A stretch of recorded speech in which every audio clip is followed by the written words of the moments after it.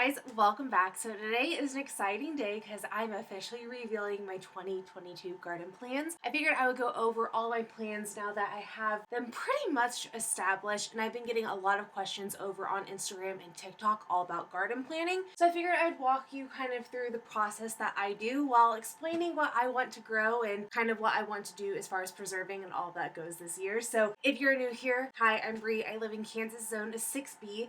This will be my 5th year gardening, which I'm really excited about. My main goal for my garden space is to preserve as much as I possibly can. I do not have the largest space though, so I really have to focus on making sure those crops are there and established, and then I can kind of poke through and put flowers here, throw a batch of something here, and that's why I really like to make sure I have a layout. So I've been doing this for months now. So if you have not seen any videos from the end of 2021, I completely ripped out my entire garden layout toward the end of last year, toward like mid-September. That's mostly because we added, I think we had what, 9? I think we added 9 more garden beds total. So we added 9 more garden beds to this space simply by taking out the current layout. Our old layout had so much wasted space because I started with one garden bed and we put that garden bed right smack dab in the middle, and then every single year we kind of just kept expanding. But this last year we decided, we're probably going to be here a little bit longer than we initially expected, and it was just time to go ahead and get a really good production style garden going. Last year was the first year I really would consider my garden more of a potager style, because that was the first year my garden really looked really aesthetic. I put a huge emphasis on flowers last year, and it made a huge difference as far as pollinators in my garden went.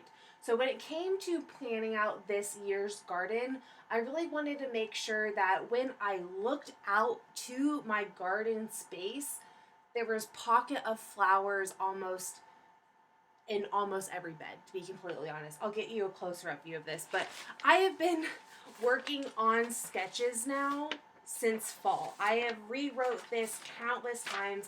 This has been my last little layout. Some of you guys have seen this over on TikTok because I've had a few videos now that I've explained this, but graph paper is my best friend. I visually have to see this. And part of gardening planning for me is kind of like planning out what I might do for art. I mean, essentially when you are planning out a garden, at least in my opinion, I am working with nature to create a beautiful space. So I want to make sure things look balanced and just, put together. But honestly, my garden never started this way. So if you are starting and this seems very overwhelming, this is not necessary. This is simply for my visual eye to make sure that my garden is very balanced, because that is a goal of mine. I want to have a bunch of food production, and I want to have a lot of pollinators and beauty go along with it. So this year, really, I am putting a huge emphasis on Roma tomatoes. So last year I dabbled a little bit in with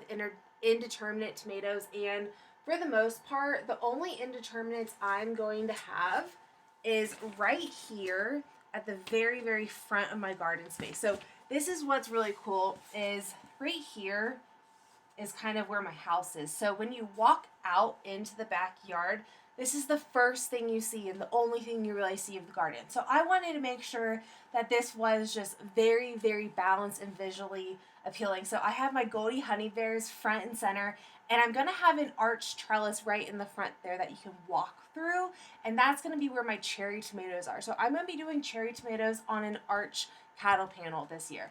And then the rest of my cattle panels are going to be along the back fence here.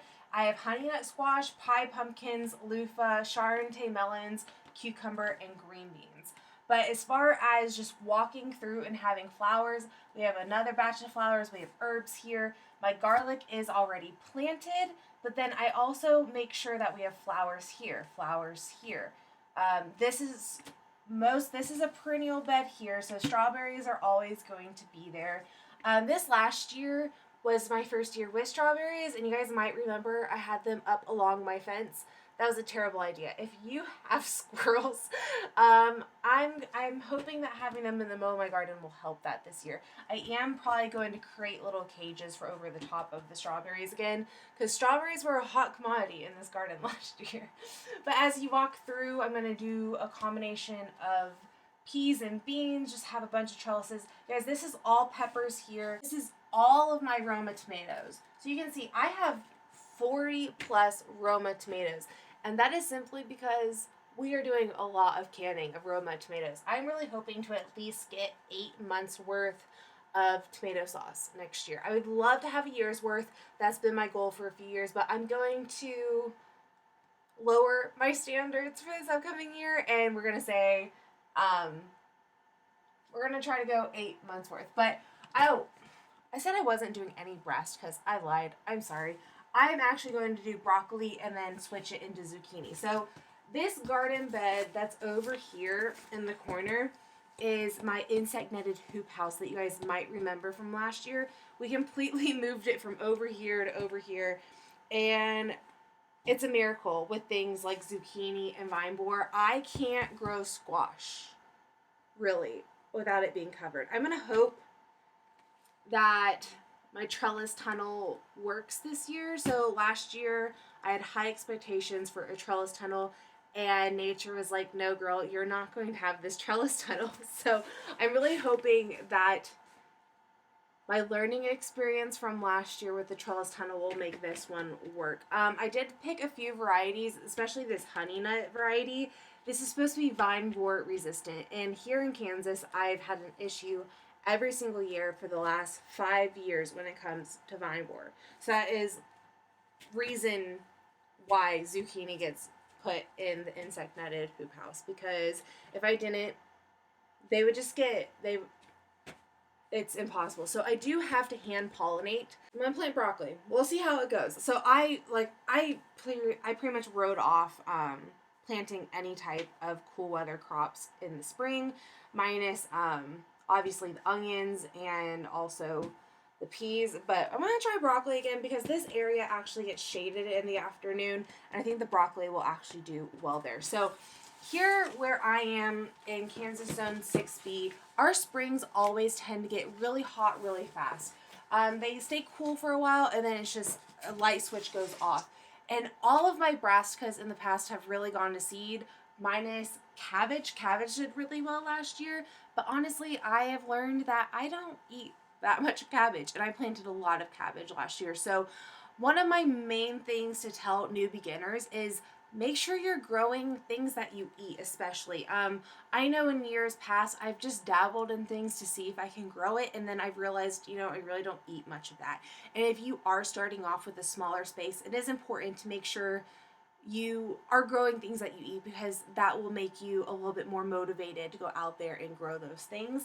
Also, maybe pick something that's beautiful and unique. So all of my celery is pink celery. I actually planted that on a TikTok live last week. It's so pretty. It's just it's a beautiful color of pink. And it's really fun to constantly watch grow because it's a unique variety that I know I can't get from the grocery store. So that's one thing I really like to establish in my garden as well, is picking a handful of varieties that are just really cool, and I know that either one are expensive or two I really can't get my hands on every day. But again, your main question you really want to ask yourself is, what's your main goal? Are you wanting to have more of just a beautiful space that you can go walk into and enjoy?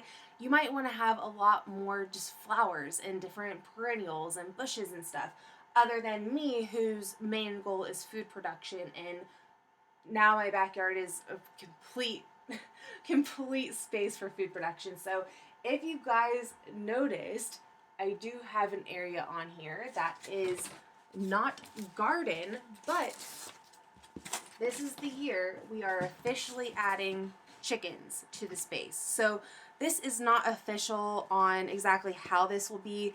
The chicken coop might either be here, it might be over here. Oh, here's another tip. So if you are like me and you are very visual, I kind of like just to add tape on the back of these. I print paper off the internet. These are 1/2 inch graph papers, and then I just cut them out to the spacing I need, and then create a little map, and then I just put tape, and then that way if I decide like, you know what, I don't want the white sage here, I want it over here, and it's easy, and then that way I'm not having to go reestablish again. Now that this is completely rowed out, you guys will probably see this for years to come as long as I'm still here in this space. It's made this really easy. But yeah, the chicken coop will be over here, or it'll be over here, or it's going to wrap around the shed. We don't quite know yet. And then you guys may have also known here in the corner, I don't know exactly what I'm going to do with this space yet. I want to put a greenhouse right here. And that will probably be our summer project. I definitely don't see a greenhouse being done before summer, but that would be really nice to have to seed start for fall. But if we don't do a greenhouse here by the summer, I might actually try to get a few more of these round grow bags. This is a 4x4 round grow bag from Bootstrap Farmer. And if you're looking for just a cost-savvy method of growing, I think these are like $30. And 4x4, that's really not bad for growing space. And I really, really like them. So if the greenhouse doesn't necessarily happen, I might get more of those. But the main thing that we really have to do in the upcoming 2 months to get ready for all this is we still have a lot of wood that needs to be chopped and moved from a tree. So we had a tree over here that we cut down toward the end of fall, and that was the big kicker for this whole remodel. But there's still a lot of moving stuff we have to do. We still need to move compost. So compost is currently over here. We're moving it over here. So there's a lot. So I almost forgot to mention this. Another reason why I really like to do at least one layout is because it allows you to see when you really can succession sow as well. So if you're trying to get the most gardening out of your space and really extend your season and get the most bang for your buck, you want to be succession sowing, and having a solid plan is everything for succession sowing. This again just allows me to see how many days when things are established. It's a lot, guys. I'm not trying to say that this took me a long time, but walking into this year now, I feel like all of my homework is done. All of my homework is done. I have all of my dates on when I need to start seeds. I know when I can harvest a bed and potentially replant a bed and potentially replant a bed again with different crops, because I know how long those crops take to fully harvest. It's so much back-end homework, but I promise you, if you just put in an hour here, 30 minutes there, an hour there, it will all come together and you will thank yourself come spring. So again, I hope this helped you guys out. If you have any questions on anything garden planning or seed starting, please leave them in the comments below. I will make sure I answer as many comments as possible. Happy gardening, guys. We are almost there, and I can't wait to take you guys along for it this year. I'll see you all next week. Bye.